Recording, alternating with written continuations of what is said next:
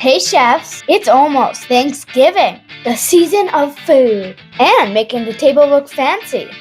Today I have 3 fabulous Thanksgiving food art creations that'll take your table to the next level. I'm Chef Maisie. Let's rock these recipes. Alright, Thanksgiving food art creation number 1. It's going to be pumpkin energy bites. Look how absolutely adorable these are. Alright, here's how to make them.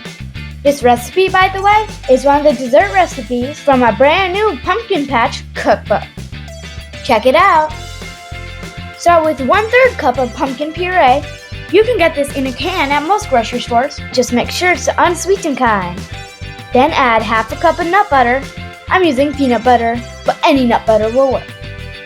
Next, add 3/4 cups of oat flour, 1/3 cup of maple syrup, 2 teaspoons of pumpkin pie spice, 1 teaspoon of vanilla, and a pinch of salt. Mix this really well. The dough will be pretty firm, kind of like Play-Doh that's just starting to dry out.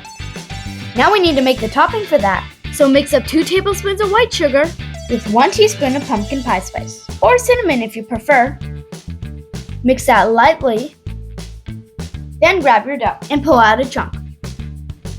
Then roll each one into a ball. And then dip the ball into the sugar mix. Roll it around a bit, and once it's completely covered, put it on a tray. Now do the rest. Once you've finished all the dough, it needs to chill for an hour. So I'm going to put this in the fridge, and we'll work on the next recipe. Alright, the second Thanksgiving food art creation is Cornucopia rolls. Don't these look cool? Start by warming up 1 cup of milk. I'm using soy milk, but any milk will work. The milk needs to be warm like a bathtub, so put it in the microwave for about 30 seconds. Feel it. Then if it needs more, put it back in. Once it's warm, add 2 tablespoons of white sugar and 2 teaspoons of active dry yeast. Give it a little mix and set it aside. This part is like a fun science experiment in the kitchen. While the yeast is doing its thing, let's make the rest of the dough. Mix 2.5 cups of all-purpose flour with a pinch of salt. Now check your yeast milk. It should look like this. If it isn't foaming yet, just let it sit a little bit longer. Once it's foamy, pour it into the flour. Add 1/2 cup of melted butter. I'm using a plant-based butter, but any will work. And start mixing.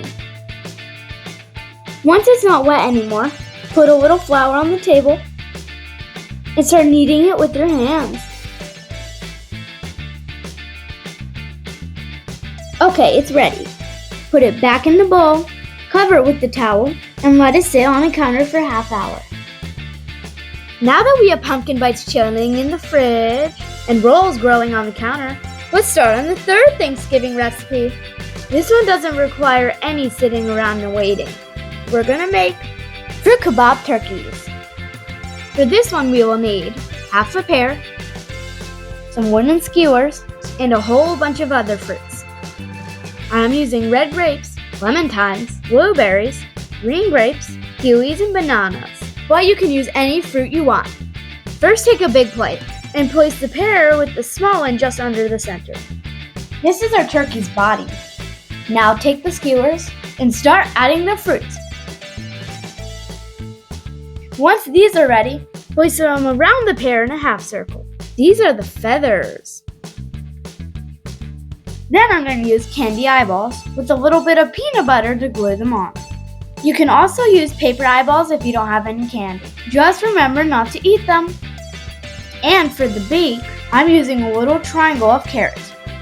And the feet will be pretzels. This turned out adorable. Okay, now that that's done, back to those rolls.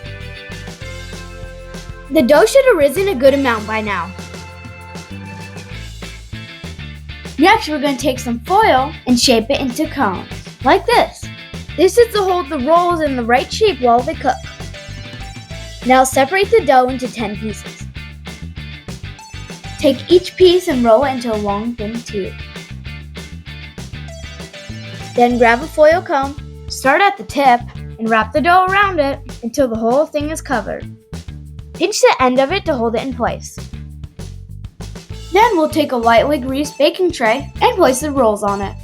These need to sit for another 15 minutes or so they can fluff up again. Then we'll brush them with some melted butter and bake them at 375 for 15 to 20 minutes until they're just starting to brown.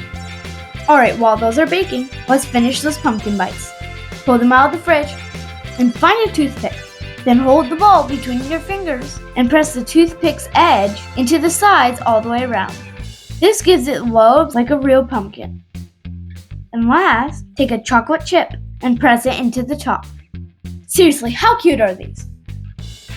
As soon as the rolls are done, pull them out of the oven, let them cool off a little, then carefully pull out the tin foil.